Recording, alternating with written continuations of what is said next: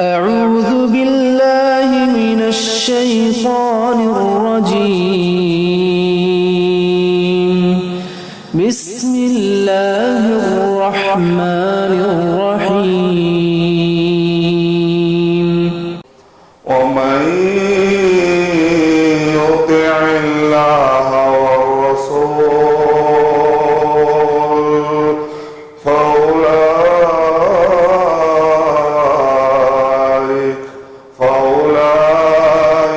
مع الذين أنعم الله عليهم من النبيين والصديقين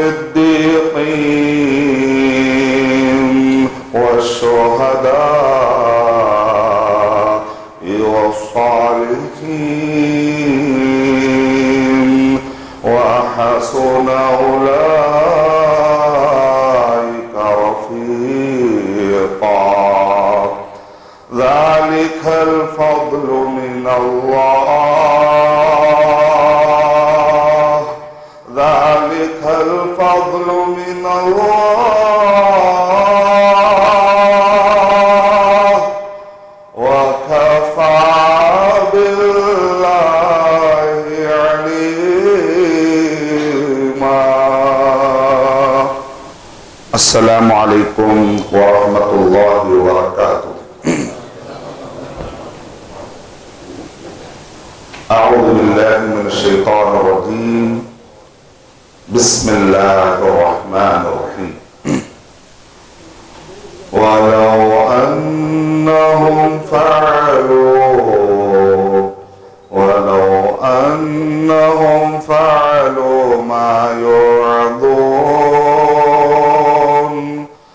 ما يوعظون به لكان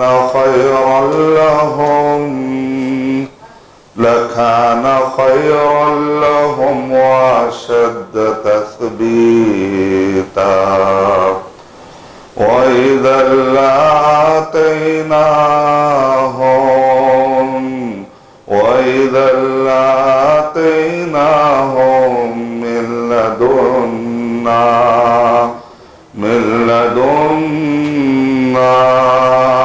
أجرا عظيما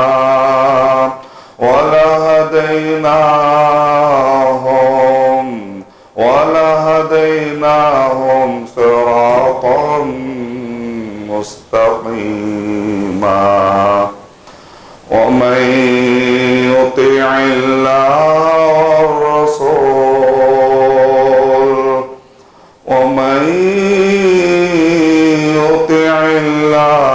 والرسول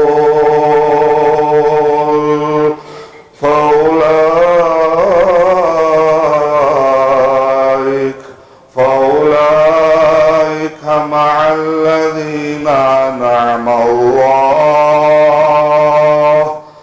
أنعم الله عليهم من النبيين والصديقين والشهداء والصالحين وحسن أولئك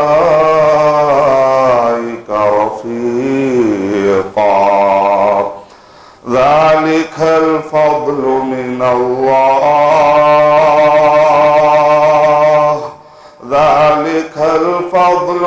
الله وكفى بالله عليما.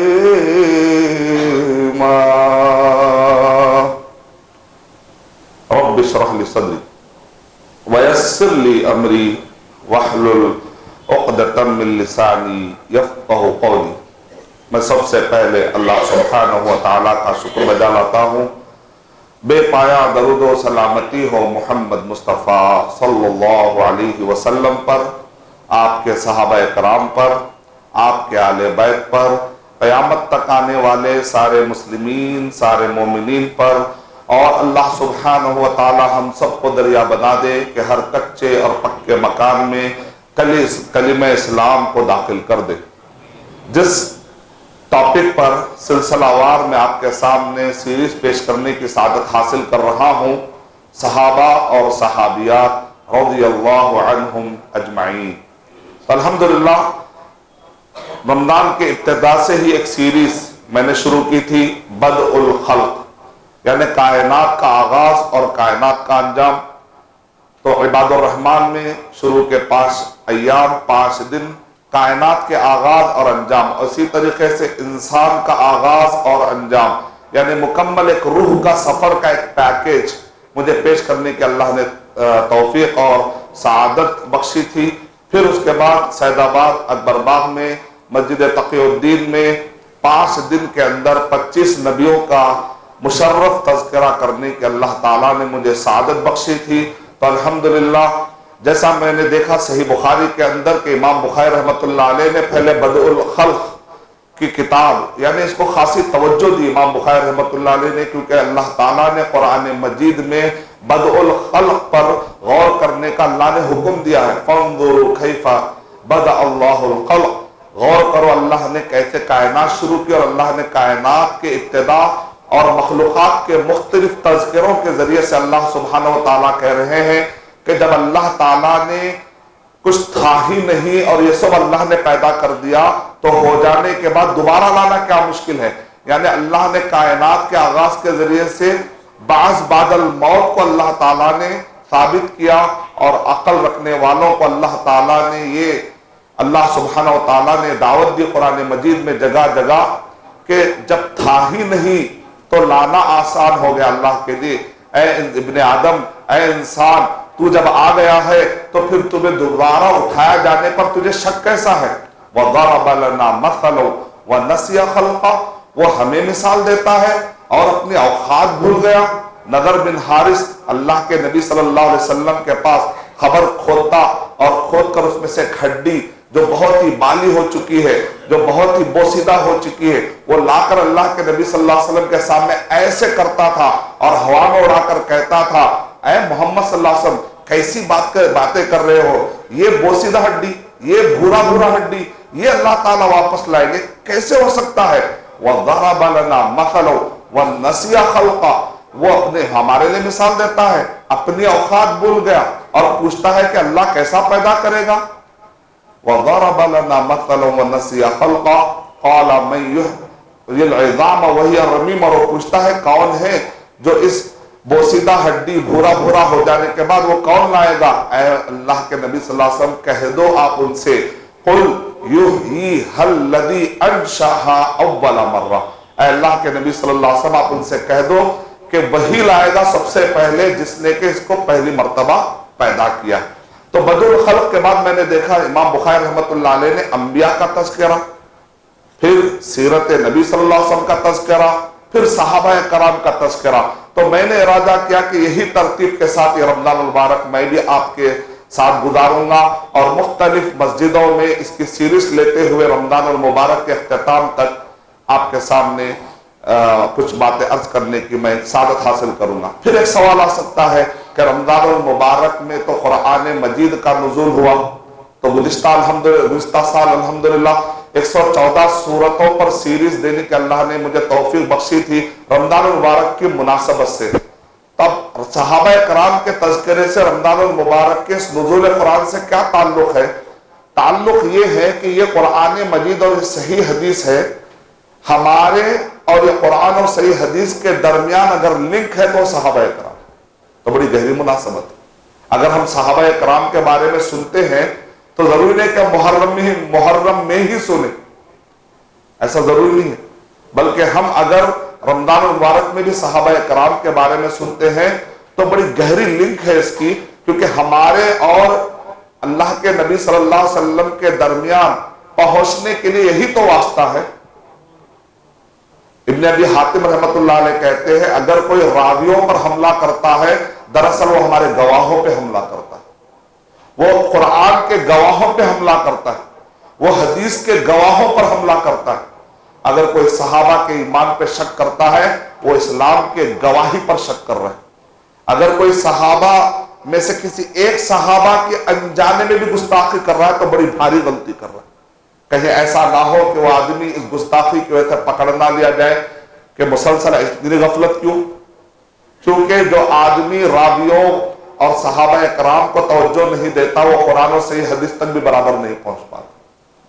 آپ دیکھیں تاریخ میں جو 72 فرقے تھے انہوں نے ٹھوکریں کھائی۔ ابن تیمیہ رحمۃ اللہ علیہ اللہ کے نبی صلی اللہ علیہ وسلم کے وفات کے تقریباً 600 سال کے بعد آتے ہیں، اور جب وہ آئے تھے اس وقت تک سارے فرقے پھیل چکے تھے۔ کہتے ہیں کہ ابن تیمیہ رحمۃ اللہ علیہ نے ایک ایک فرقے پر ریسرچ کیا، یہاں تک کہ چاہے وہ مسلم کے اندر فرقے ہوں چاہے غیر مسلم کے فرقے کیوں نہ، ادیان باطلہ کے ہوں یا فرق ضالہ ہوں۔ اور ابن تیمیہ رحمۃ اللہ علیہ نے منہاج السنہ کے اندر انہوں نے کنکلوژن کیا کہ یہ سارے فرقے جو ٹھوکر کھائے، میں نے غور و فکر کیا تو اس وجہ سے لوگ ٹھوکر کھا گئے کیونکہ وہ قرآن و سنت کی بڑی عزت کرتے تھے لیکن صحابہ کے فہم کو نظر انداز کر دیتے تھے، صحابہ کو اہمیت نہیں دیتے تھے، اپنا فہم لڑاتے تھے۔ عربی سیکھ لیے، قرآن و حدیث کو سمجھنے کی کوشش کرے، بھٹک گئے۔ عقل لڑائے، قرآن و حدیث کو سمجھنے کی کوشش کرے، بھٹک گئے۔ ترجمے پڑھے، اپنی عقل، اپنی زیرت، اپنی فلسفی، اپنی منطق کو وہ لوگ اتنا بہت ہی خوش فہم ابتلا ہو گئے اور اس کو اتنا بڑا چڑھا کر پیش کرنے لگے کہ صحابہ اکرام کے فہم کو وہ سمجھ نہ سکے۔ نتیجے میں یہ فرقے جگہ جگہ ٹھوکر کھائے۔ یہ سارے فرقوں کے اگر آپ ایک بیماری تلاش کر کے نکالیں گے تو وہ یہی ہے، آیتیں پیش کرتے ہو۔ ایسا نہیں کہ فرقے آیتیں پیش نہیں کرتے، پیش کرتے آیتیں، معنی بدل دیتے۔ حدیثیں پیش کرتے ہیں فرقے، معنی بدل دیتے۔ آج بھی دیکھیے آپ، یہی فتنہ آج بھی ہے۔ آپ جا کر دیکھ لیجیے جتنے فرقے ضالہ ہیں جو بھی گمراہی کے راستوں پر لے کر جا رہے ہیں، آپ دیکھیں آیتیں پڑھتے ہیں، بہترین آیتیں تجوید کے ساتھ پڑھتے ہیں، لہن کے ساتھ پڑھتے ہیں۔ آپ بولیں گے کیا قاری ہے، آپ بولیں کیا لہن ہے، ارے یہ بندہ تو کیا زبردست پڑھ رہا ہے، لیکن وہ قرآن مجید ان کے گلوں سے اترائی نہیں، سمجھا ہی نہیں انہوں نے۔ وہ صحابہ اکرام، اللہ کے نبی صلی اللہ علیہ وسلم نے کیا ارشاد فرمایا کہ خوارج کا ایک ایسا فتنہ آئے گا تم اپنی نمازوں کو معمولی سمجھو گے، لیکن وہ قرآن ایسے پڑھیں گے کہ تم دیکھ کر اشش کرنے لگو گے، لیکن قرآن ان کے گلوں سے اترائی نہیں ہے، ان کے حناجر سے تو اترائی نہیں ہے۔ تو صحابہ اکرام کی اتنی زیادہ اہمیت ہے۔ تائیے اس لنک کے بارے میں ذرا ہم جانتے ہیں جو بہت اہم ہے ہمارے ایمان کے لیے، ہمارے فہم کے لیے، ہمارے صراط مستقیم کے لیے۔ قرآن مجید میں اللہ سبحانہ و تعالیٰ نے ارشاد فرمایا، ہم کو روزانہ ہم دعا سکھلائیے، اہدنا الصراط المستقیم، اے اللہ تعالیٰ چلا ہم کو سیدھا راستہ۔ وہ سیدھا راستہ ملے گا کیا قرآن و صحیح حدیث پر ایک آدمی اپنی عقل اور اپنے ترجمے اور عربی گرامر سے غور کرنے سے مل جاتا؟ نہیں۔ صراط الذین انعمت علیہم، وہ راستہ وہاں ملتا ہے اللہ جن پر تو نے انعام کیا۔ صراط الذین انعمت علیہم، جن پر تیرا انعام ہوا ہے، ان لوگوں کے پاس نہیں ملتا۔ غیر المغضوب علیہم ولا الضالین، جن پر تیرا غصہ نازل ہوا، جو گمراہ ہو گئے ہیں، وہاں پر سیدھا راستہ نہیں ملتا، وہ تو گمراہی کا راستہ ہے۔ اللہ تعالیٰ قرآن مجید میں ارشاد فرما رہے ہیں، وَمَن يُطِعِ اللَّهَ وَالرَّسُولَ فَأُولَٰئِكَ مَعَ الَّذِينَ أَنْعَمَ اللَّهُ عَلَيْهِم مِّنَ النَّبِيِّينَ، اور جو آدمی اللہ اس کے رسول صلی اللہ علیہ وسلم کی اطاعت کر لے تو وہ انعام پانے والوں کے ساتھ ہو جاتا، نبیین، صدیقین، شہداء، صالحین، وَحَسُنَ أُولَٰئِكَ رَفِیقًا۔ کیا بڑی پیاری صحبت ہے۔ اگر ہم قرآن و حدیث کو سمجھتے ہیں تو ان کی صحبتوں کے ساتھ رہ کر سمجھنا، عادت ہو کر نہیں۔ عادت خیالی فرقے ضالہ کی طرف لے کر چلے جاتی ہے۔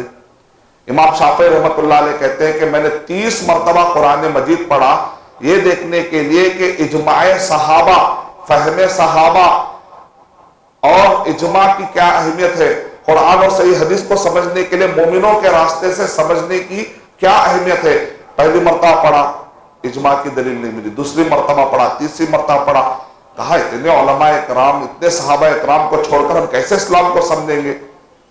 اس زمانے کے متفقہ علماء اکرام نے فیصلہ کر دیا تھا کہ قرآن و حدیث کو سمجھنا ہے تو اجماع کی بھی بڑی اہمیت ہے، تو صحابہ اکرام کو نظر انداز کر کے ہم کیسے سمجھیں گے۔ لیکن ہے کا وہ دلیل، پہلی مرتبہ پڑھے، دوسری مرتبہ، 30 مرتبہ پڑھنے کے بعد ان کی نظر پڑی سورہ نساء سورہ نمبر 4 کے آیت نمبر 115 کو، میں نے پا لیا.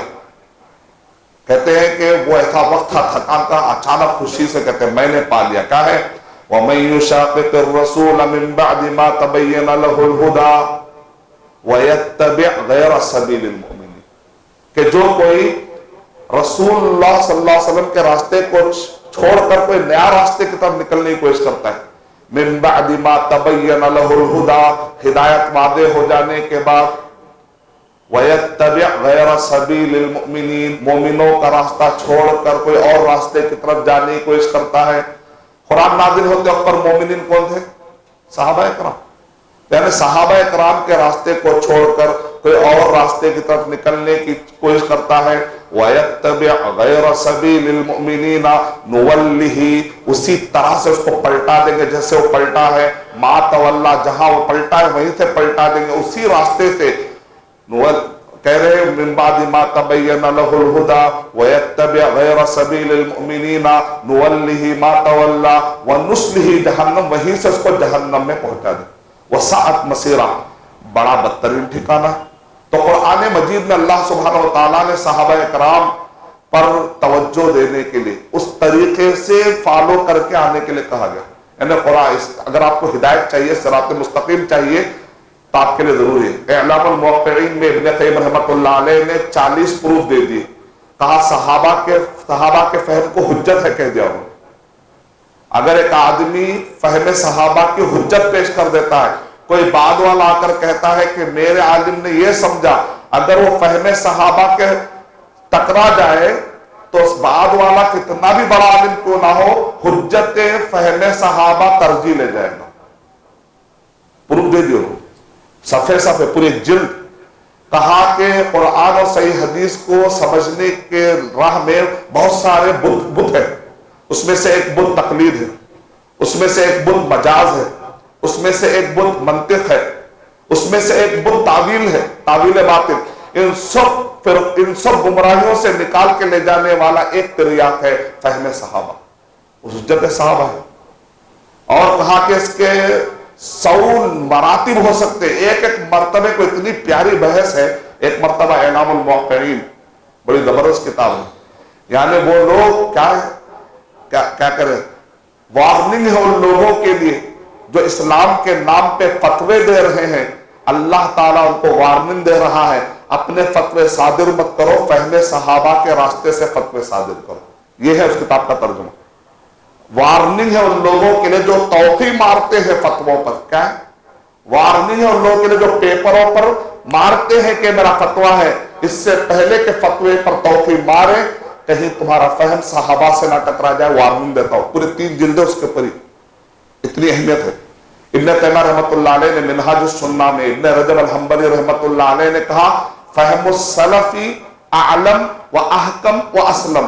کہتے ہیں کہ بعد والے کتنے بھی ذہین آ جائیں لیکن وہ فہم صحابہ کا مقابلہ نہیں کر سکتے، کیونکہ صحابہ کرام کا جو فہم ہے وہ سب سے زیادہ علم والا، وہ سب سے زیادہ مضبوط اور سب سے زیادہ سلامتی والا ہے.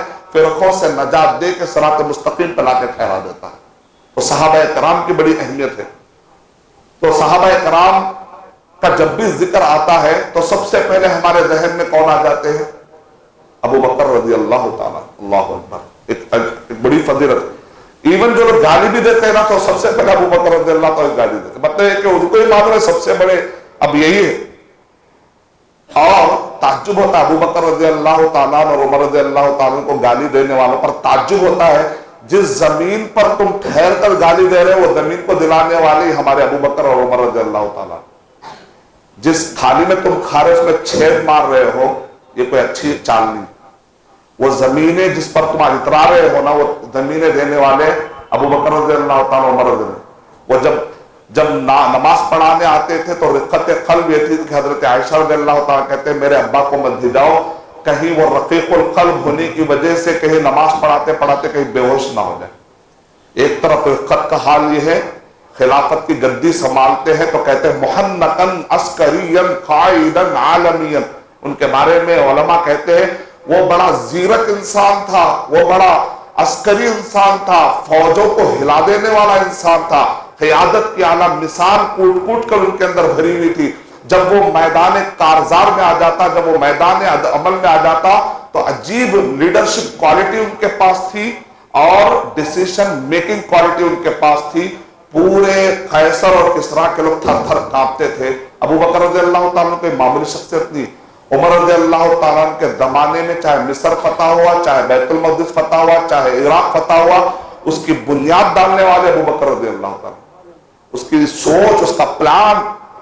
جب اللہ کے نبی صلی اللہ علیہ وسلم پیغام لے کر اٹھے تو الگ الگ قسم کا شرک تھا. تو صحابہ اکرام کے درمیان سامنے کیسا بڑا چیلنج تھا. ایک طرف کسریٰ، ایک طرف قیصر. سعودی عرب کو اگر آپ ایسے رکھیں گے نقشے میں تو رائٹ سائڈ پر کسریٰ. یہ کسریٰ میں پورے 17 کنٹریز آتے ہیں. 17 آج کے دور میں 17 کنٹریز. کسریٰ مانے فارسی زبان بولنے والے ان کو کہا جاتا ہے. یہ جو فارسی زبان بولنے والے یہ کسریٰ کے جو لوگ تھے یہ آج 17 کنٹریز میں 17 کنٹریز میں یہ بٹے ہوئے. اب یہ ازبکستان لے لیجئے آپ، یا افغانستان یا ایران کی بات کریں آپ، یا بغداد کی بات کریں آپ، اس پر ازبکستان سے لائن سے جو اوپر سے چھوٹے چھوٹے کنٹریز ہوتے آ رہے، رشیا تک جو جا کر، سوویت یونین تک جو جا کر لگ جاتے، وہ پٹی سے لے کے نیچے پاکستان سے لے کے نیپال سے لے کے گجرات تک آ جائے. اس سب کو کہتے تھے فارس کی پٹی. ان سب پر طوطی بولتا تھا کسریٰ کا. اور یہ دو خداؤں کو ماننے والے. اور دوسری طرف قیصر کے لوگ 37 کنٹریز میں سپلٹ ہو گئے. یہ ٹرکی دیکھ لیجئے، یہ آج کے دور میں جتنا فلسطین کی بات کر رہے ہیں آپ، یہ اسرائیل کی بات کر رہے ہیں آپ، سیریا کی بات کر رہے ہیں، یا اسی طریقے سے لبنان کی بات کریں، ہوتے ہوتے یورپ کے پورے کنٹریز سے ہوتے ہیں جو آج کل اٹلی تک چلے جائیے آپ، اور ادھر تونیشیا، مصر اور ویسٹرن صحارا تک نکل جائیے، اور نیچے ایتھوپیا کی بات کریے آپ، سوڈان، مصر، نیچے پھر ایتھوپیا، ایریتھریا، ہوتے ہوتے ساؤتھ افریقہ تک نکل جائیے. یہ جو پوری پٹی ہے یہاں تک کہ نیچے یمن بھی، ایک یمن کبھی ان کے ہاتھ میں رہتا، کبھی ان کے ہاتھ میں رہتا. ایسا اگر پورا لے لیں گے 37 کنٹریز پورے، ہم نے ایک ایک کنٹریز کے نام الگ الگ پورے نکالے. اتنے پر قیصر کی حکومت. صحابہ اکرام جب آئے تو ان کے درمیان بہت بڑا چیلنج تھا. ایک طرف 2 خدا بولنے والے، ایک طرف 3 ملا کر 1 خدا بولنے والے. یہ جو قیصر کے لوگ تھے رومی لوگ تھے. ان کی نسل رومی تھی لیکن ان کا ریلیجن اللہ کے نبی صلی اللہ علیہ وسلم کے آنے سے پہلے رومن امپائر نے عیسائیت قبول کر لیا تھا، جس کی وجہ سے پورے عیسائی ہو چکے تھے. اور یہ رائٹ سائڈ پر جو کسریٰ کے لوگ تھے یہ لوگ 2 خداؤں کو ماننے والے. اہرمن ازدا یعنی اچھائی کا خدا اور برائی کا خدا. کہتے تھے کہ نور کا خدا، نور ایک خدا کی علامت ہے اور نار ایک خدا کی علامت ہے. کہتے تھے کہ خیر اور شر یعنی 2 خدا ہے، خیر کا خدا الگ رہے گا، شر کا خدا الگ رہے گا. 2 خدا ایک بھی ہو سکتے. یہ ان کی سائیکالوجی تھی. قرآن مجید میں ان کو مجوس کہا گیا. آپ کی پوجا کرنے والوں کو مجوس کہا گیا. اور جو خیر کے سمبل تھے تارا، وہ لوگ سمجھتے تھے تارا جو ہے اس کے اندر نور ہے. بعد میں سائنس کہہ رہی ہے کہ اس کے اندر بھی آگ ہے، سورج سے بھی خطرناک ہے. ڈسپروف ہو گیا بیچاروں کا. جو بے عقل عقیدہ ہوتا ہے سائنس کے پاس آ کے ڈسپروف ہوتا ہے. وہ سمجھتے تھے ارے نور ہے نا، تو انہوں نے کہا خیر کی علامت ہے، یہ آگ ہے نا یہ شر کی علامت ہے. بعد میں پتہ چلا آگ سے خطرناک تو وہ تارا ہے. یہ بے عقل لوگوں کیسے ہوتا. اللہ حفاظت فرمائے. اللہ کا شکر ہے کہ اللہ نے ہم کو بڑا فطرت والا دین دیا جو عقل سے کہیں بھی نہیں ٹکراتا. یہ 2 خداؤں کا ادھر چیلنج، اور یہ 3 ماننے والے، یہ 3 کو ایک خدا ماننے والوں کا ایک ادھر عیسائی. اور قرآن مجید میں تاروں کی پوجا کرنے والوں کو قرآن مجید میں سابیون کہہ کر پکارا گیا. نار کی پوجا کرنے والوں کو قرآن مجید میں مجوس کہہ کر پکارا گیا. اور یہ 3 ملا کر ایک خدا کہنے والوں کو سورہ روم کے اندر الف لام میم غلبت الروم، روم کہہ کر پکارا گیا. اور ان کو جگہ جگہ اللہ تعالیٰ نے کہا اے اہل تثلیث ولا تقولوا ثلاثہ ولا تقولوا ثلاثہ. سورہ نساء سورہ نمبر 4 کے آیت نمبر 171 میں اللہ تعالیٰ نے کہا یا اہل الکتاب لا تغلوا فی دینکم ولا تقولوا علی اللہ الا الحق انما المسیح عیسی ابن مریم رسول اللہ وکلمتہ القاها الى مریم وروح من فآمنوا باللہ ورسولہ ولا تقولوا ثلاثہ انتہوا خیر لکم انما اللہ الہ واحد سبحانہ یکون لہ ولد لہ ما فی السماوات وما فی الارض وکفی باللہ وکیلا. ابن تیمیہ رحمۃ اللہ علیہ کہہ رہے ہیں الجواب الصحیح کے اندر، الجواب الصحیح لمن بدل دین المسیح میں، اس میں 10 ایسے پروف ہے اگر کوئی عیسائی سن لے گا تو عیسائی چھوڑ کر اسلام قبول کر لے گا. بڑی بہترین گفتگو ہے. جب قرآن مجید نازل ہوا تو اس وقت پر کیا چیلنج دیا گیا؟ اے اللہ کے نبی صلی اللہ علیہ وسلم، ایک طرف دو خدا کہنے والے، ایک طرف تین ملا کر ایک کہنے والے، اور مکہ جزیرت العرب میں 360 خدا کہنے والے، قل هو اللہ احد، یہ ہے چیلنج۔ کہہ دو کہ آپ اللہ اکیلا ہے، نہ یہ دو والے چلیں گے، نہ تین والے چلیں گے، یا نہ 360 والے چلیں گے، کوئی نہیں۔ قل هو اللہ احد، آپ اعلان کر دیجئے۔ اس اعلان کو اللہ کے نبی صلی اللہ علیہ وسلم نے جزیرت العرب تک پہنچایا۔ ابو بکر رضی اللہ تعالی عنہ نے وہ قیصر اور کسریٰ کے شاکلے کو ملیامیٹ کرنے کا پلان بنا کر دے دیا، اور صحابہ کرام عمر رضی اللہ تعالی کے زمانے تک اس کے ابتدائی حصے کو توڑ دیے۔ وہ قیصر اور کسریٰ کا جو ابتدائی حصہ تھا، اس کو کہتے ہیں، تو ایک آربٹ بنا دیے تھے، شرک کا ایک آربٹ تھا، اس آربٹ کو توڑ کر انہوں نے توحید کو غالب کر دیا۔ وہ تھے صحابہ کرام، معمولی شخصیت ہے، ان کی قربانیاں کیا ہے؟ ابتدائی سے ہی غور کر کے دیکھ لیجیے، یہ تو میں نے بہت آخری میں لے کر چلے گا میں آپ کو، ابتدائی سے ہی ان کی قربانیاں۔ اگر صحابہ کرام کی زندگی کیا ہے تو ایک لفظ میں یہ ہے، قربانی قربانی قربانی۔ قربانی کا جو نقشہ قرآن مجید میں کھینچا گیا، سورہ حشر سورہ نمبر 59 کے آیت نمبر 8، 9 اور 10، لِلْفُقَرَاءِ الْمُهَاجِرِينَ الَّذِينَ أُخْرِجُوا مِنْ دِيَارِهِمْ وَأَمْوَالِهِمْ يَبْتَغُونَ فَضْلًا مِّنَ اللَّهِ وَرِضْوَانًا وَيَنْصُرُونَ اللَّهَ وَرَسُولَهُ أُولَئِكَ هُمُ الصَّادِقُونَ۔ ارے یہ آیت پہ غور کرتا ہوں تو آنسو آ جاتے ہیں۔ وہ خود محتاج ہے بیچارے، لیکن فکر کیا لگی اور کیا دینا اللہ کے لیے۔ وہ خود محتاج ہے، کیسے محتاج ہے؟ لِلْفُقَرَاء، اللہ تعالیٰ کہہ رہے ہیں بڑے فقیری حالت میں ان کو نکال دیا گیا تھا۔ کون تھے وہ؟ مہاجری، لِلْفُقَرَاءِ بڑی فقیری کی حالت میں ان کو مکے سے مار مار کر نکالا گیا، لیکن حالت یہ ہے، سوچ کیا ہے؟ قربانی۔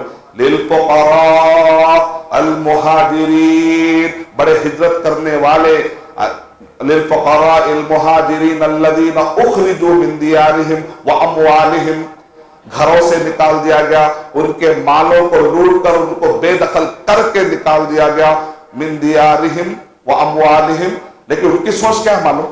اللہ راضی ہے کیا؟ اللہ۔ حالت یہ ہے، ہمارے پاس در مصیبت آ جاتے ہیں تو اللہ تعالیٰ وہ پورے مصیبت کے پیچھے لگ جاتے ہیں۔ یہ مصیبت کیا ہے؟ یہ خون کیا ہے؟ ہاتھ لٹک رہا ہے جنگ میں، ہاتھ ایسا توڑ دیتے، یہ رکاوٹ ہے، ہاتھ یہاں تھوڑی سی حسیر جلائے، ایسا مارے، پھر دیکھے کہ اللہ کے نبی صلی اللہ علیہ وسلم کو کیا ہو رہا ہے۔ یہ عجیب ہے، ایسی صحابہ کے بارے میں نعوذ باللہ کوئی آدمی سوچ شک اپنے ایمان کو ملیامیٹ کرنے کے برابر ہے، نعوذ باللہ۔ ان کے قربانیاں کیا ہے؟ وَأَمْوَالِهِمْ يَبْتَغُونَ فَضْلًا مِّنَ اللَّهِ وَرِضْوَانًا، دو چیز کیا کر رہے ہیں؟ فضل، اللہ کا رزق تلاش کر رہے ہیں، اللہ کی رضامندی۔ گھر سے نکلتے دو چیزیں، حلال رزق اور اللہ راضی ہے یا نہیں، دو ہی چیزوں کی فکر ہے ان کو۔ رزق حلال ہونا ہے کیونکہ اللہ کہیں یہاں سے نہ رہا، اور اللہ راضی ہے یا نہیں ہے، دو چیزوں کی فکر لے۔ گھر سے باہر نکلے تو ہمارے پاس ایک ہی فکر رہتی، روزی روزی روزی روزی، لیکن ان کے پاس دو فکر رہتی۔ گھر سے جب بھی باہر نکلے، کچھ بھی نکل گئے، کہیں سے بھی نکال دیے گئے، اللہ راضی ہے کیا؟ رزق کے ساتھ روزی کی بھی، رضوان ہے، رضوان اور روزی اور رضوان، روزی اور رضوان۔ یبتغون فضلا من اللہ ورضوانا، اب کیا ہے معلوم؟ اس حالت میں پہلے وہ خود محتاج، اللہ تعالیٰ خود گواہی دیتے، وَيَنْصُرُونَ اللَّهَ وَرَسُولَهُ، اللہ اور اس کے رسول صلی اللہ علیہ وسلم کی مدد کرنے کے لیے ہمیشہ تیار۔ اب جو ہجرت کا واقعہ ہے اس کا بڑا پیارا منظر کھینچے علامہ امام سہیلی، اللہ کے نبی صلی اللہ علیہ وسلم جا رہے ہیں، ابو بکر رضی اللہ تعالیٰ ایسے بادو بادو میں آ رہے تھے، گول گول گول گول جا رہے ہیں۔ اے ابو بکر رضی اللہ یہ گول گول کیوں جا رہے ہیں؟ کہیں کوئی تیر آ کے نہ لگ جائے اللہ کے نبی، ایسا نہیں جا رہے کہ ادھر سے ایسے سے گول جا رہے ہیں، اتنا الرٹ، اتنا فاسٹ۔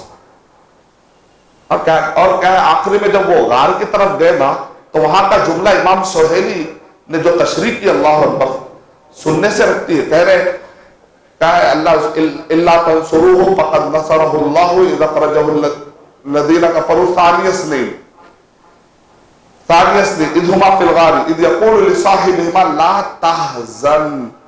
کیا کہہ رہے امام سہیلی؟ اللہ کے نبی صلی اللہ علیہ وسلم یہ نہیں کہہ رہے لا تخف، خوف مت کھو نہیں بولے، لا تحزن۔ اس میں ایک نکتہ ہے، کہہ رہے ابو بکر رضی اللہ تعالیٰ عنہ خوفزدہ نہیں تھے اپنے اوپر، وہ غمگین تھے میرے نبی صلی اللہ علیہ وسلم کی یہ حالت کیوں ہو رہی، یہ لوگ ایسا کیوں کر رہے ہیں، اللہ کے نبی ان کا کیا بگاڑے، غم میں تھے کہ عجیب ایسا کیوں کر دی، میرے نبی صلی اللہ علیہ وسلم کا ایسا کیوں ہو رہا ہے، میں اتنا اکیلا کیوں ہو چکا ہوں، اور بھی لوگ کیوں نہیں آ پا رہے۔ نہیں، تصور الفاظ پہ غور کریے، لا تحزن ان اللہ معنا، غم نہ کرو اللہ تعالیٰ ہمارے ساتھ۔ تو وہ ابو بکر رضی اللہ تعالیٰ عنہ، کون ہے ابو بکر رضی اللہ تعالیٰ عنہ، قربانی دینے والے ابو بکر رضی اللہ تعالیٰ جن کا نام ہے عبداللہ بن عثمان، کئی لوگوں کو نام یاد نہیں رہتا، ابو بکر رضی اللہ عنہ، جب بھی نام ہے کوئی اس طریقے بار بار رضی اللہ عنہ بولے، اس سے نقصان نہیں ہوتا، ہماری زبان درد نہیں ہوتی، انشاءاللہ نیکی پہ نیکی ملے گی۔ اللہ نے جن کو رضی اللہ عنہ و رضوان کہہ دیا، ہم کون ہوتے ہیں کہ اس کو بار بار نہ کہیں، ابو بکر رضی اللہ عنہ نام، یہ کنیت ہے، کنیت مانے بکر، عربی زبان میں بڑے اس کے گہرے معنی ہیں، بکورا کہتے ہیں کوئی خالص چیز نکل آئی ہے ڈیزرٹ میں، ڈیزرٹ میں کوئی اگر ایسا پودا نکل کر آیا ہے تو کہتے ہیں بڑا خالص انسان ہے۔ ابو بکر یعنی اس کے پیچھے بھی کئی معنی بتائے، کہا کہ یہ کنیت اس لیے رکھی گئی کیونکہ ان کے اندر بڑی عجیب عجیب خصوصیتیں تھیں۔ اور ابو بکر عبداللہ بن عثمان نام ہے، عبداللہ بڑا مشہور نام، عبداللہ بن عثمان رضی اللہ عنہ، عتیق بھی آپ کا لقب ہے کیونکہ بڑے خوبصورت تھے، چہرہ ان کا ماشاءاللہ بڑا خوبصورت تھا، بڑے وجیح تھے۔ اور الصدیق، ہم کیا کہتے ہیں ابو بکر الصدیق رضی اللہ تعالیٰ عنہ، صدیق کیوں؟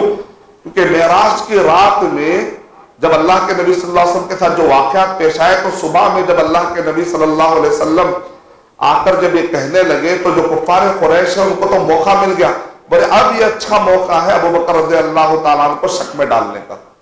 آ کر کہتے ہیں کیا یہ ممکن ہے کیا، کیونکہ اس زمانے میں جو قافلے تھے بڑی دور بڑی مشکل سے بیت المقدس تک جانا پھر واپس آنا، کیا یہ ممکن ہے کیا ابو بکر رضی اللہ تعالیٰ عنہ، کیا یہ ممکن ہے کہ ایسا جائے اور آئے، تو بولے نہیں ہو سکتا۔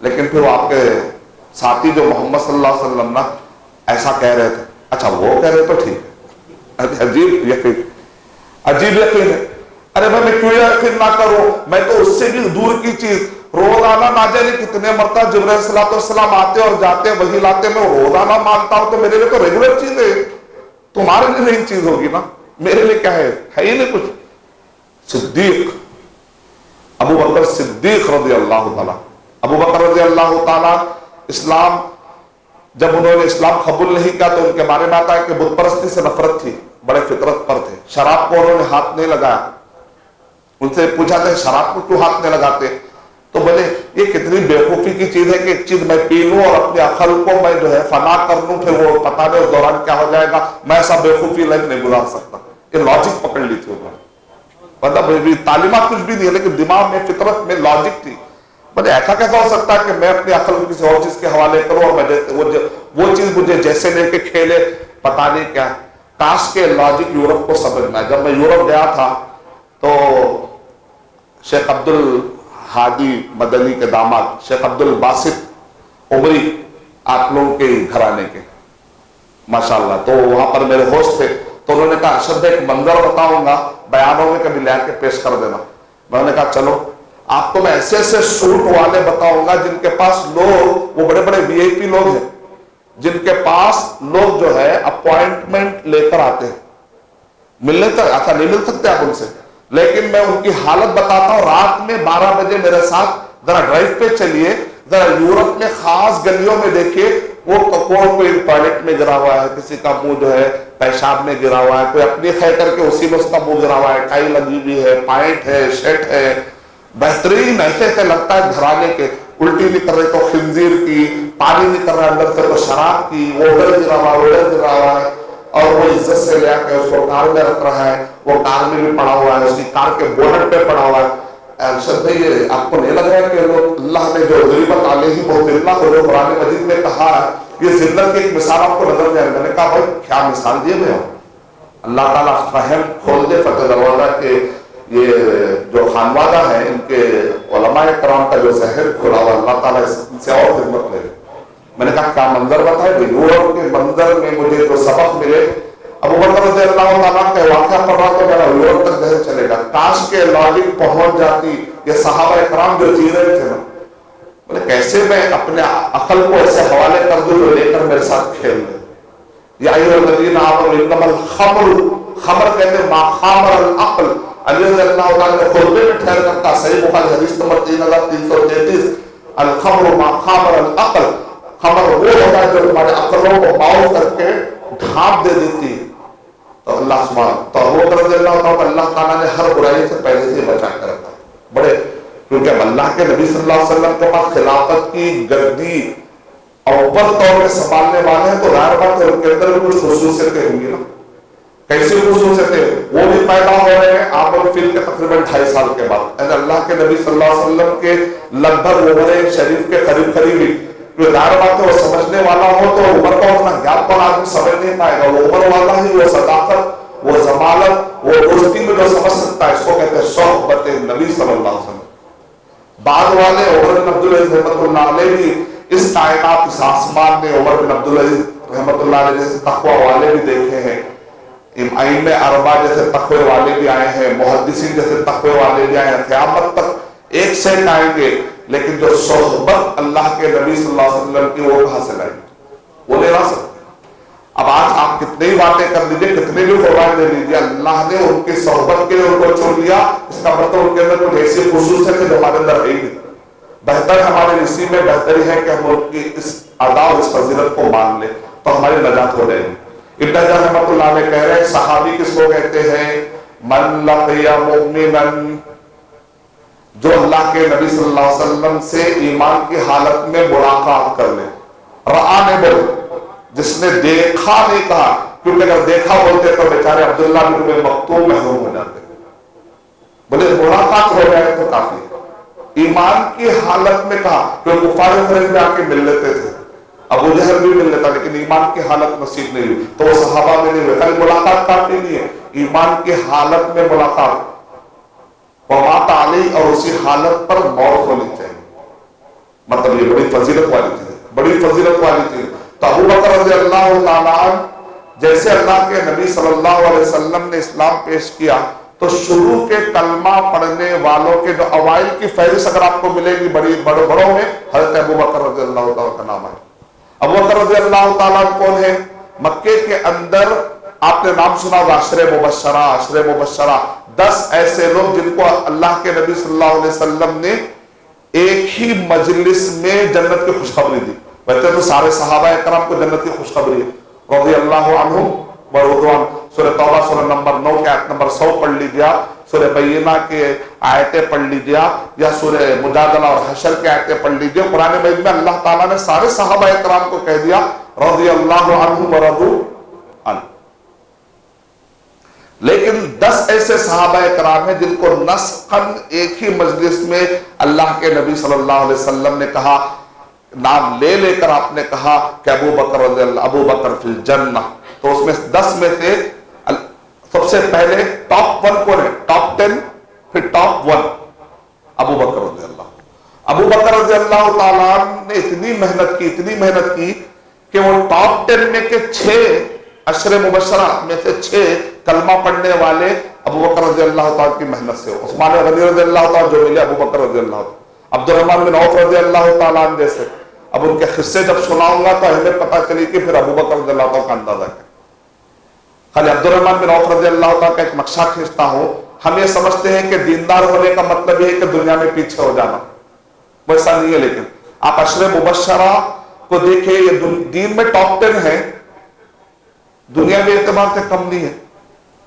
امام ذہبی رحمۃ اللہ علیہ کہتے ہیں کانا اغنا فی المدینہ. ابو عبد الرحمن بن عوف رضی اللہ تعالیٰ کے بارے میں کہتے ہیں یہودیوں کو ٹکر دے کر ان سب کو پیچھے کر کے بزنس میں آگے نکلنے والے عبد الرحمن بن عوف رضی اللہ. جب مکے سے آئے تو 0، لیکن بزنس مائنڈ، علم یہاں ہوتا ہے دماغ، دل میں، دماغ میں، یہ ہے علم کی جگہ. آج کل ہمارے بچے گوگل میں ہے، نہ گوگل میں یاد ہی نہیں کرے، نہ حدیث یاد کر رہے، نہ آیت یاد کر رہے، نہ کیمسٹری، کوئی بھی چیز نہیں، نہ ادھر کے نہ ادھر کے. کچھ چیزیں یاد کرنے کا نام علم ہے. یہاں سے ڈاؤن لوڈ ہونا ہے، یہاں روہنگا نے تو ڈاؤن لوڈ کیسا ہوگا؟ سرور خالی رہا تو کیسا رہے؟ ذرا ایک لوڈ میں بھر کر رکھنا. کلک کرے تو ایرر بتا رہا، ڈاؤن لوڈ ہی نہیں ہو رہا، کیا ہوتا پورا گوگل میں پڑا ہوا ہے۔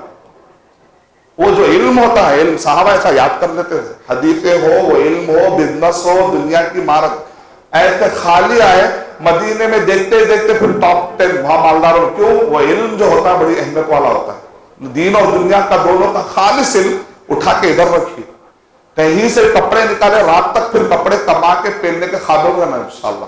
عبد الرحمن بن عوف رضی اللہ تعالیٰ عنہ کہتے اپنے پاس سب کچھ ہے، وہ زیرو سے آئے، بھائی آپ کو میری زمین دے دوں کیا دی؟ نہیں وہ سب نہیں چاہیے، دلونی علی السوق، بازار کا راستہ بتاؤ۔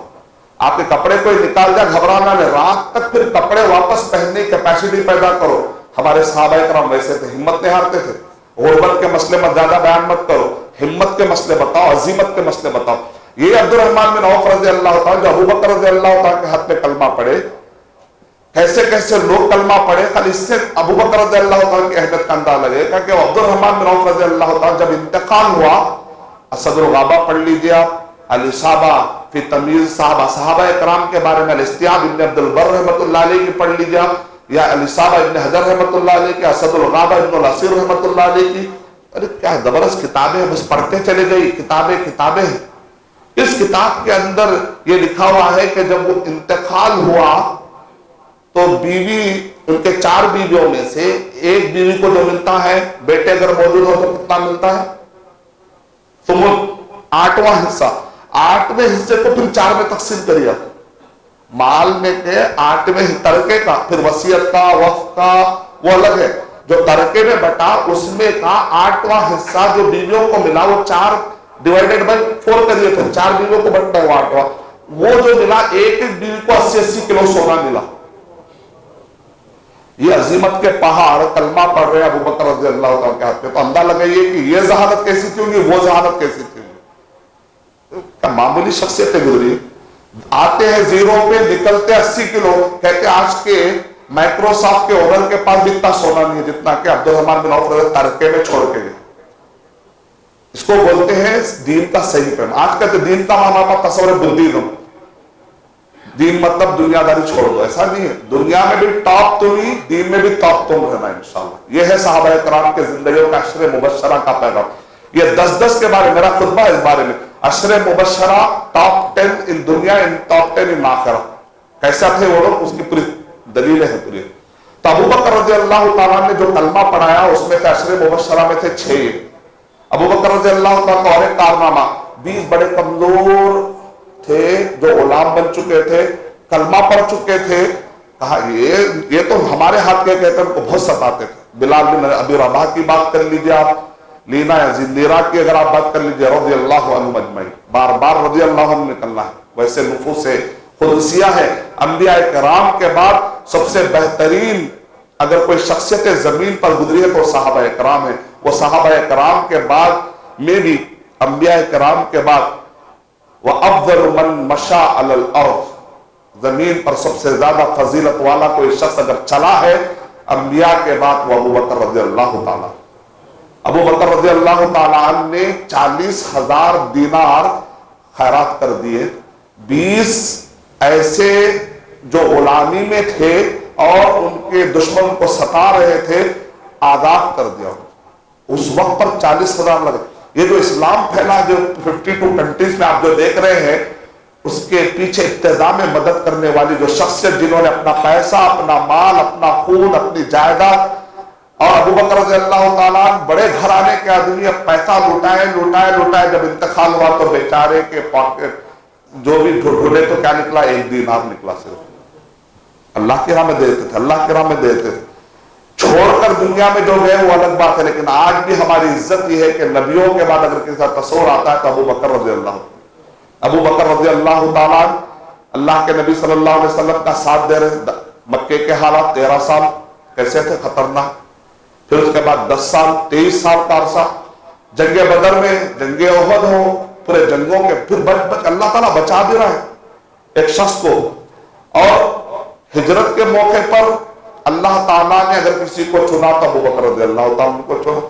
ابو بکر رضی اللہ تعالیٰ روایتوں میں آتا ہے کہ غار میں پناہ لینے سے پہلے اللہ کے نبی صلی اللہ علیہ وسلم کو جائے نہیں دیتے، کہتے آپ باہر ٹھہریے، کہیں اندر کوئی جانور نہ ہو، پہلے میں دیکھ کر آتا ہوں تاکہ مجھ پر پہلے حملہ ہو۔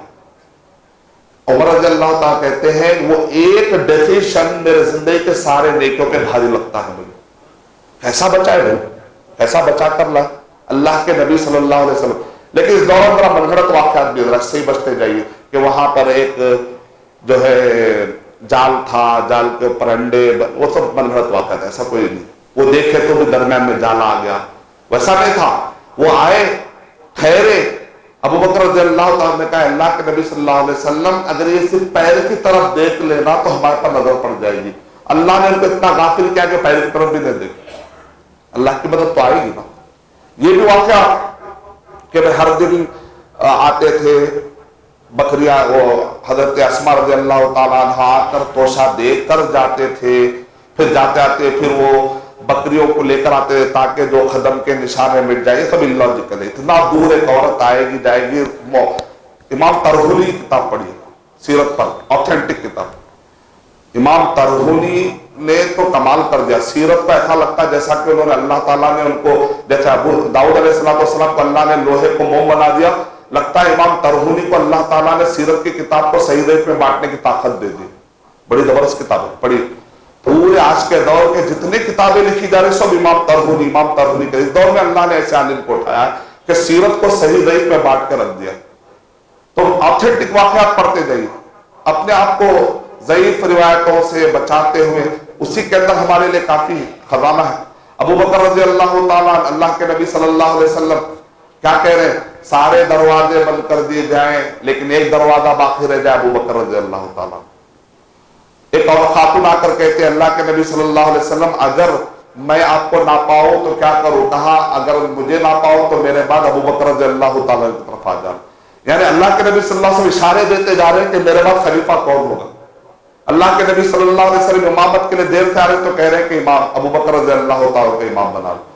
جب حج فرض ہوا تو سب سے پہلے اللہ کے نبی صلی اللہ علیہ وسلم نے سب سے پہلے کس کو بنا کر بھیجا اپنی طرف سے نیابت پہ؟ ابو بکر رضی اللہ تعالیٰ۔ اشارے ملتے جا رہے ہیں۔ صحیح بخاری کے اندر مناقب میں صحابہ اکرام کی جب گفتگو شروع ہوئی تو پہلے ہی ابو بکر عمر رضی اللہ تعالیٰ کہتے ہیں ہم جب پرائرٹی کی بات آتی تھی تو سب سے پہلے ہم پرائرٹی کے طور پر نخیر ابا بکر رضی اللہ تعالیٰ، سب سے پہلے ہم ابو بکر رضی اللہ تعالیٰ، پھر عمر رضی اللہ تعالیٰ، پھر عثمان غنی رضی اللہ تعالیٰ، پھر علی رضی اللہ تعالیٰ۔ امام ابن تیمیہ رحمۃ اللہ علیہ نے العقیدہ الواسطیہ کے اندر کہا کہ اللہ کے نبی صلی اللہ علیہ وسلم کے بعد ہم یہ عقیدہ رکھتے ہیں کہ خلیفہ اول ابو بکر رضی اللہ تعالیٰ نے، پھر عمر رضی اللہ تعالیٰ نے، اس کے بعد کہا جائے نخلصہ بعثمان ونربئہ بعلی۔ یہ یاد کر لینا جملے۔ اللہ تعالیٰ ہم کو علماء کرام نے جو چھوٹی چھوٹی کتابیں لکھی عقیدے پر وہ یاد کرنے کا اللہ توفیق عطا فرمائے۔ ایک وہ وقت آئے کہ جیسے عربی میں چھوٹی چھوٹی کتابیں یاد کرتے ہیں عقیدے میں، متون میں، فقہ میں، اللہ یہ دور لائے کہ ہندوستان کا مستوی اتنا اونچا ہو جائے کہ علماء کے یہ 10 پیجز کی جو چھوٹی کتابیں ہم پر یاد کر رہے ہیں، اصول ثلاثہ، العقیدہ الواسطیہ، العقیدہ طحاویہ، اللہ وہ دور لائے انشاءاللہ۔ اور عربی گرامر کے میں جو کورسز جگہ جگہ لے رہا ہوں اس کے پیچھے میری نیت یہ ہے عام آدمی اتنا کیپبل ہو جائے کہ وہ عربی کے کچھ باتیں اتنی سمجھ سکے کہ نماز میں آنکھ سے اس کا آنسو کا خطرہ ٹپک پڑے انشاءاللہ۔ کیونکہ قرآن مجید میں بہت سارے ایسے بیماریاں ذکر کے، نفاق، اس میں سے اور ایک بیماری کیا ہے؟ دلوں کا سخت ہو جانا۔ جب آدمی نماز میں روتا ہے یہ سب سے تیز طریقہ ہے اپنے دلوں کو نرم کر دینے کا، اللہ ہمارے دلوں کو نرم کر دے۔ ورنہ کیا ہوتا ہے جب بنی اسرائیل ان کے دل سخت ہو گئے، انہوں نے نبیوں کو قتل کر ڈالا، ان کو پتہ نہیں کس کو قتل کر ڈالا۔ جب آدمی سب دل ہو جاتا ہے، عالموں کی برائی، صحابہ کی برائی، تابعین کی برائی، ائمہ کی برائی، اس کو پتہ نہیں ہوتا کس کو کیا بول دے رہا ہے۔ اللہ ہم کو ایسے سب دلی سے بچائے کہ جو ہم اہل حق کی عزت نہ کر سکے، اللہ ہمیں اہل حق کی عزت کرنے والا بنائے۔ تو ابو بکر رضی اللہ تعالیٰ جیسے خلیفہ جب بنائے گئے، اللہ کے نبی صلی اللہ علیہ وسلم کی وفات کے بعد سارے ہل گئے۔ مفسرین کہتے ہیں کہ سارے کے سارے ہل گئے لیکن ایک ایمان والا شخص ڈٹا ہوا تھا۔ ابن تیمیہ رحمۃ اللہ علیہ کہہ رہے ہیں ابو بکر رضی اللہ تعالیٰ کی کئی فضیلتیں، لیکن سب سے بڑی فضیلت یہ ہے کہ انہوں نے امت کو مرتد ہونے سے بچا دیا۔ کہتے ہیں کہ میری نظر میں سب سے بڑی فضیلت ان کی یہ ہے کہ انہوں نے امت کو مرتد ہونے سے بچانا۔ وہ کیسے؟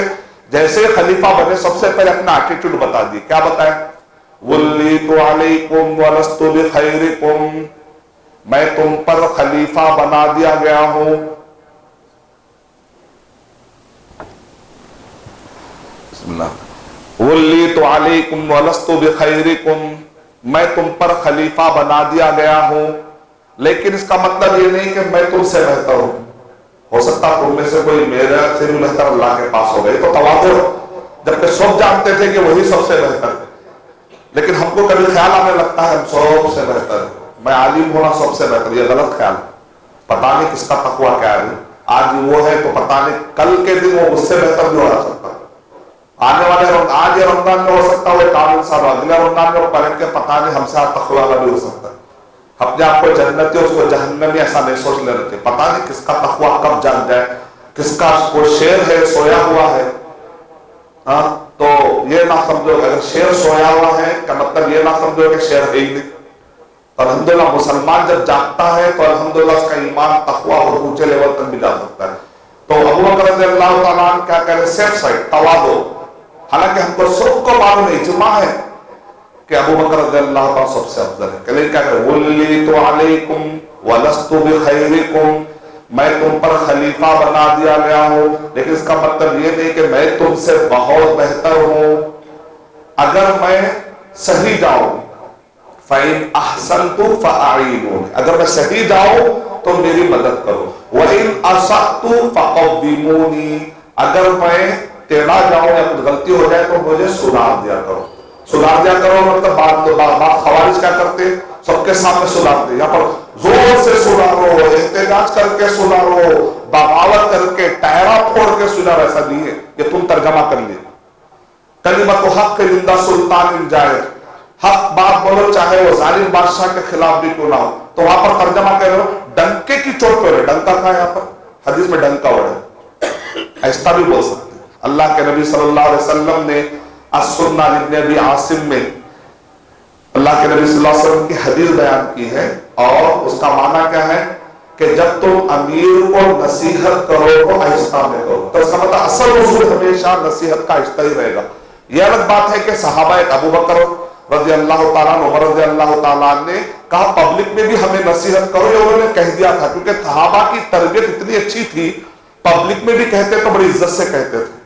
لیکن آج کے دور میں لوگ پبلک میں کہتے ہیں اتنا بھڑک جائیں گے کہ وہ حکومتی ملیامنٹ ہو کے خونہ خون ہو جائیں گے. ابھی جب تربیت نہیں ہے تو پھر واپس ہم اللہ کے نبی صلی اللہ علیہ وسلم کی حدیث پر ہی آ جائیں گے.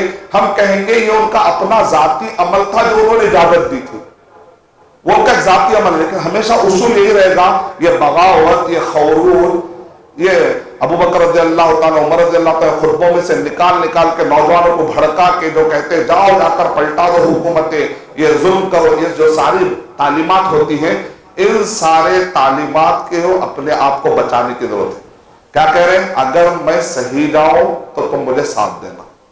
یعنی مطلب یہ ہے، اور اگر میں کچھ مجھ سے غلطی ہو جائے تو مجھے سیدھا کر دینا. اللہ کے نبی صلی اللہ علیہ وسلم فرمایا سددوا وقاربوا، کریکٹ کرو اور قریب کرو. ہمارے پاس کیا ہے؟ غلطی نکالو دور کرو. الٹا ہے ہمارے پاس. غلطی ہمارے پاس کیا ہے؟ اہینوا وباعدوا، یعنی مطلب یہ ہے کہ غلطی نکالو دور کرو. کوئی بھی غلطی دکھتے ذلیل کرو دور کرو. ذلیل کرو دور کرو نہیں اسلام. اسلام یہ ہے اگر کوئی آدمی غلطی کر رہا ہے اس کو کریکٹ کرو قریب کرو. اور ایک طرف ایکسٹریمزم ہے، بغیر کریکٹ کرے کہ سب کو قریب کر لیتے، یہ بھی غلط ہے. تم بھی صحیح تم بھی صحیح تم بھی، ویسا بھی نہیں. بغیر غلطی کریکٹ کے قریب کر لیں گے، کہیں وہ غلطی ہمارے اندر نہ آ جائے. اور غلطی دکھتے دور کر دے تو بیچار کے اور بھٹک جائیں گے. اس کو موقع دو، اصلاح کرو. شیخ ابن عثیمین رحمۃ اللہ علیہ کہہ رہے اگر کسی کے اندر غلطی ہے تو 3 دن آپ اس کا بیک آؤٹ کر سکتے ہیں. 3 دن میں اگر آپ نے دیکھا کہ وہ آدمی نہیں سدھرا تو واپس دوستی کر کے اس کی اصلاح کرنا ہے. 3 دن کے بعد اس کو آپ کریں گے تو پھر مسائل کھڑے. اللہ ہے کہ حاکم اعلان کرے، انڈیویجل لیول پہ 3 دن کی اجازت. حاکم اگر اعلان کرے کہ فلاں آدمی سے بیک آؤٹ کرنا ہے تو ویسا بھی ہوا ہے کہ بڑھ کے بھی ہو سکتا ہے. یہ باریکیاں ہے، مسائل ہے. لیکن لوگ جو ہے مسکوٹ کر دیتے ہیں واقعات کو. اس وقت میں سبق سناتے جا رہا ہوں، لیسن نکالتے جانا ہے. آج کے دور کے گمراہیاں بھی توڑتے ہوئے نکلنا ہے، فرقوں کے گمراہیاں توڑتے ہوئے نکلنا ہے ہم کو انشاءاللہ. ابو بکر رضی اللہ تعالیٰ جب خلیفہ بنے تو قسم قسم کے خطرناک چیلنج ہے. سب سے پہلا چیلنج تو یہ خود عمر رضی اللہ تعالیٰ ٹھہر گئے. اگر کسی نے کہہ دیا کہ اللہ کے نبی صلی اللہ علیہ وسلم وفات پا چکے تو میں اس کا سر تن سے جدا کر دوں گا. ہمارے پاس 100 سال سے بحث چل رہی اللہ کے نبی صلی اللہ علیہ وسلم کا انتقال ہوا یا نہیں ہوا, آج تک مسئلہ حل نہیں ہوا. لیکن وہاں پر ابو بکر رضی اللہ تعالیٰ عنہ ایک آیت پڑھتے مسئلہ حل ہو جاتا. یعنی مطلب ہے کہ وہ اختلاف کرتے تھے لیکن جیسی آیت یا حدیث آتی تھی اپنی بات کو پیچھے ڈالتے تھے, آیت اور حدیث کا احترام آگے بڑھا دیتے تھے. اللہ اور اس کے رسول صلی اللہ علیہ وسلم کی بات کو آگے بڑھاتے تھے, اپنی بات کو پیچھے ڈالتے تھے. 100 سال میں ہندوستان میں مسئلہ ابھی تک حل نہیں ہوا.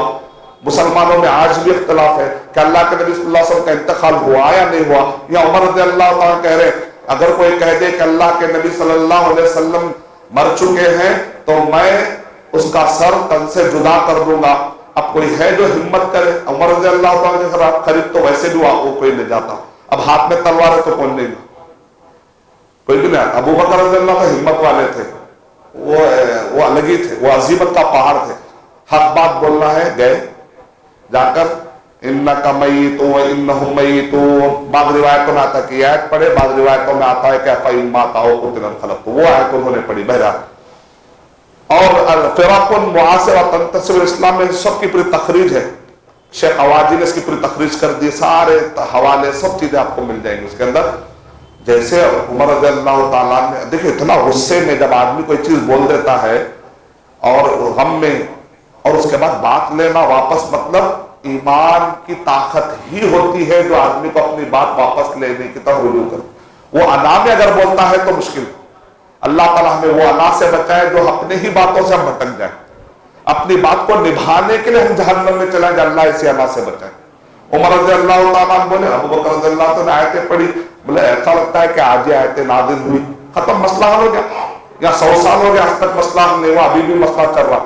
انتقال ہوا نہیں ہوا, وفات ہوئی نہیں ہوئی. قرآن میں ایک آیت پڑھ لیجئے بھائی, ہم سے کیوں بولے, آپ ہی پڑھ لیجئے, آپ دیکھ لیجئے آپ کا ایمان آیت پر ہے یا نہیں, دیکھ لیجئے. ہم کو پوچھ کے پرابلم کر رہے ہیں. اب آپ کا پرابلم آپ سالو کر لیجئے, آپ کا ایمان کہاں ٹھہرا. ابو بکر رضی اللہ تعالیٰ چیلنج پر چیلنج, پھر ایک چیلنج, اسامہ, لشکر اسامہ, جانا کہ نہیں جانا. ارے چھوٹے ہیں, عمر میں چھوٹے ہیں. وہ جنگ تبوک کے بعد پھر موتا, یہ جو آپ دیکھ رہے ہیں سیریا کی جو خیسر کیسا بڑا 37 کنٹریز کا یہ رومن امپائر ٹھہرا ہوا ہے, ان کی فوجیں کیسی ہیں, یہ بچہ کیا کرے گا. ابو بکر رضی اللہ تعالیٰ نے کہا ما کان لی ابی قحافہ, ابو قحافہ کے لیے, ابو بکر رضی اللہ تعالیٰ کے لیے گنجائش کہاں ہے کہ جس لشکر کو محمد صلی اللہ علیہ وسلم نے چلایا ہے, میری کیا مجال کہ اس لشکر کو میں رکا دوں. ارے بھائی لشکر میں بڑے بڑے لوگ ہیں, ان کو تو آگے بڑھا دو, کم سے کم ان کو بہادر نہیں ہو ہی نہیں سکتا. اگر مدینے کے اندر پرندے آ کر میرے جسم سے نوش کھا لے تب بھی میں اس لشکر کو نہیں رکانے والا. یہ اب اللہ کے نبی صلی اللہ علیہ وسلم کو فالو کرنا سیکھنا ہے تو یہ ہستیوں سے سیکھنا ہے. ان سے سیکھنا ہے تو ایمان سیکھنا ہے, ان سے سیکھنا ہے تو توحید سیکھ لینا ہے, ان سے سیکھنا ہے تو اتباع سیکھ لینا ہے, ان سے سیکھنا ہے تو اپنی انا کو مٹا کر قربانیاں دینے کی ادا سیکھ لینا ہے. رضی اللہ عنہم ورضوا. پھر اس کے بعد کیا چیلنج ہے, مرتد ہو رہے. وہ یمامہ, وہ سعودی یہ جو ریاض کے قریب کی پٹی, وہ یمامہ آج بھی ادھر بڑا, میں دیکھتا بڑے بڑے بورڈ, یمامہ یمامہ. جب میں میری کار تیز سے جاتی, بھائی بولا کتنی آسانی سے میں کار میں جا رہا ہوں, لیکن میرے صحابہ نے خون دے دے کر ان کو فتح کیا. رضی اللہ عنہم ورضوا. آج بڑی آسانی کے ساتھ خراٹے کے ساتھ ہم سعودی عرب میں گھوم رہے, لیکن ایک زمانہ تھا کہ یہاں پر خون بہا ہے. بلال رضی اللہ تعالیٰ کا, ابو بکر رضی اللہ تعالیٰ کا, صحابہ کرام کا. تو ابو بکر رضی اللہ تعالیٰ نے خالد بن ولید رضی اللہ تعالیٰ کو, مختلف صحابہ کرام کو چنا. وہ چننے میں کہتے ہیں اتنی زبردست, ابن تیمیہ رحمۃ اللہ علیہ کہتے ہیں مرتدین کو ختم کرنے کے لیے جو انہوں نے پلان بنایا تھا, وہ پلان اتنا جری انداز کا تھا, سارے فضیلتوں پر بھاری ہے ابو بکر رضی اللہ تعالیٰ کی فضیلت. ختم کر دیے پورے فتنے, کسی کی مجال نہیں تھی. جب وہ مسلح پہ ٹھہرتے تو اتنے رقیق, لیکن جب وہ اسلام کی بات آ جاتی تو ان کا انداز ہی الگ. اشداء علی الکفار رحماء بینہم کی مثال مصداق, یعنی قرآن مجید میں جو رقشہ کھینچا گیا اس پر پورے اترتے ابو بکر رضی اللہ تعالیٰ. تو ابو بکر رضی اللہ تعالیٰ ایک طرف مانعین زکات, زکات نہیں دیتے. وہ لیکن قرآن مجید میں سورہ توبہ سورہ نمبر 9 کے آیت نمبر 103 میں اللہ تعالیٰ نے قرآن مجید میں کیا کہا؟ خذ من اموالہم وصلی علیہم ان صلاتک سکن لہم. اے اللہ کے نبی صلی اللہ علیہ وسلم زکات لیجئے. خذ من اموالہم صدقۃ تطہرہم وتزکیہم وصلی علیہم ان صلاتک سکن لہم. اے اللہ کے نبی صلی اللہ علیہ وسلم کی زکات لے کر ان کو دعا دیجئے. تو وہ دلیل کیا دے رہے تھے؟ اب اللہ کے نبی صلی اللہ علیہ وسلم دعا دینے والے رہے نہیں تو اب زکات کس کو دیں گے؟ لہذا زکات نہیں دیں گے. اب قرآن سے کوٹ کر رہے ہیں. یہی تو شروع ہوا فتنہ. صحابہ کرام کا فہم کیا کہہ رہا ہے؟ نہیں اس کا مطلب وہ نہیں ہے آج ہم تم کو دعا دیں گے نا، آج کا خلیفہ دعا دے گا. اللہ کے نبی صلی اللہ علیہ وسلم نے کہا جب تم کو کوئی زکات لا کر دے دے تو اس کو تم دعا دے کہ اللہ تیری زکات قبول کرے. تو نے کوئی احسان نہیں کیا، اللہ تیری زکات کو قبول کر. زکات دینے والے نے کوئی احسان نہیں کیا، لینے والے نے تجھ پر احسان کیا کہ لے لیا، اللہ تیری زکات قبول کر لے. یہ انداز اسلام کا تصور ہے.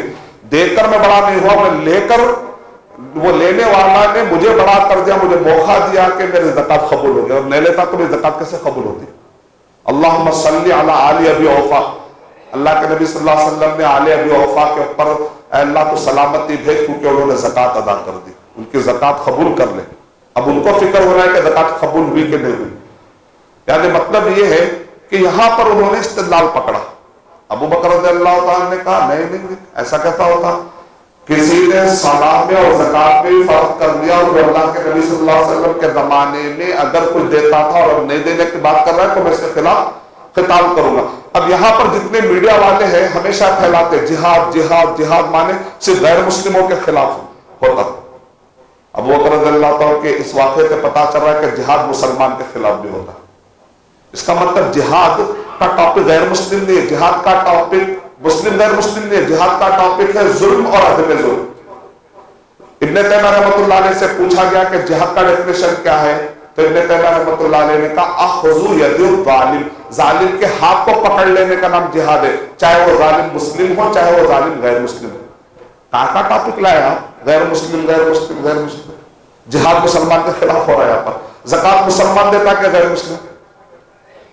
مسلمان دیتا. ابو بکر رضی اللہ عنہ کہہ رہے ہیں میں اس کے خلاف قتال کروں گا، جہاد بھی سیف کروں گا جو زکات دینے کا انکار کر رہا ہے. ڈاکو کے خلاف جہاد ہوتا ہے، زانی کے خلاف جہاد ہوتا ہے، چور کے ہاتھ کاٹ کر جہاد کا فریضہ انجام دیا جاتا ہے، زنا کرنے والے پہ کوڑے برسا کر جہاد کا فریضہ انجام دیا جاتا ہے. اگر وہ شادی شدہ ہوگا تو رجم کر کے پتھر مار کے یہ جہاد کا فریضہ انجام جاتا ہے. یہ سب چیزیں کیا مسلمان کے خلاف نہیں ہو رہی؟ ٹاپک مسلم غیر مسلم کا نہیں ہے، ٹاپک ہے ظالم اور غیر ظالم کا. معاشرے کے اندر سے ظلم کو ہٹانا، یعنی انجسٹس جو ہوتا ہے اس کو ہٹا کر جسٹس قائم کرنے کا نام جہاد. اگر یہ معنی لے لیں گے تو میڈیا کے سارے اعتراضات ختم ہو جائیں گے. ابن تیمیہ رحمۃ اللہ علیہ پر اللہ تعالیٰ رحمتیں نازل کرے کہ انہوں نے ایسا ڈیفینیشن دیا کہ ہماری باتیں سمجھ ہم طلباء کو بات سمجھ میں آ گئی. اللہ تعالیٰ میڈیا کو بھی بات سمجھا دے، ہمارے مسلمانوں کو بھی بات سمجھا دے، تاکہ ہمارے بھولے مسلمانوں کی وجہ سے یہ پیارے پیارے کلمات بدنام نہ ہو جائے. ابو بکر رضی اللہ تعالیٰ جو ہے آیت کو ابو عمر رضی اللہ تعالیٰ کر کہہ رہے آپ مسلمانوں کو کیسے مار سکتے ہیں بھائی؟ آپ مسلمانوں کو کیوں کیسے ماریں گے؟ آپ کلمہ پڑھتے ہی محفوظ، کلمہ پڑھتے ہی محفوظ، صرف زکات نہیں دینے پہ کیسا مارتے آپ؟ نہیں میں تو ضرور قتال کروں گا، ضرور قتال کروں گا. انہوں نے کون سی آیت کوٹ کر دی؟ سورہ توبہ سورہ نمبر 9 کی آیت نمبر 5 6 7 8. وہاں پر اللہ سبحانہ و تعالیٰ نے کہا فَإِخْوَانُكُمْ فِي الدِّينِ فَإِخْوَانُكُمْ فِي الدِّينِ، کہا کہ زکات دینے والے بھائی ہیں. یہ زکات نہیں دینے کے بھائی میرے، وہ آیت سے لے کر آئے بولے استنباط کرے. ابو بکر رضی اللہ اس لیے کہتے ہیں استنباط کرنا جائز ہے، استنباط کرے.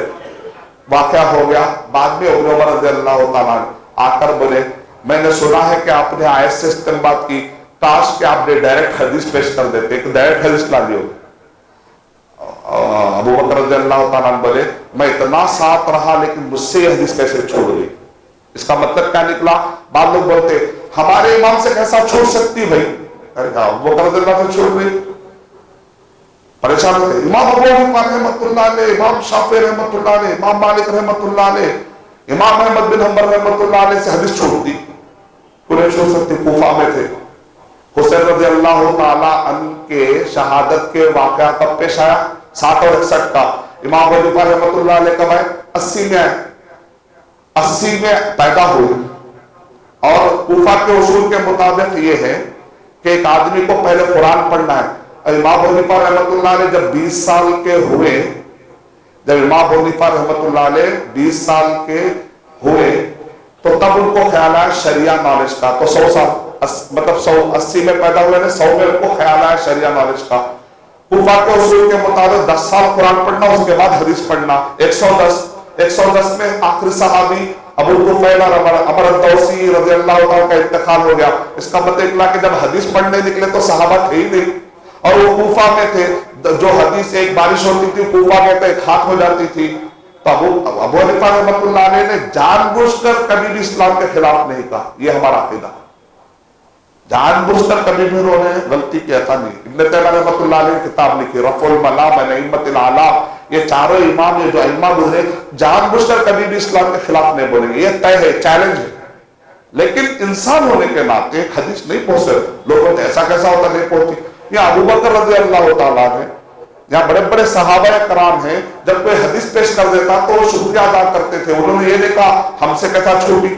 جب انہوں نے نہیں کہا تو ہم کون ہوتے ہیں یہ لاجک لا کر حدیث کو رد کر کے امام کی بات کو آگے بڑھانے کے لیے اپنے ایمان کا جائزہ لینا.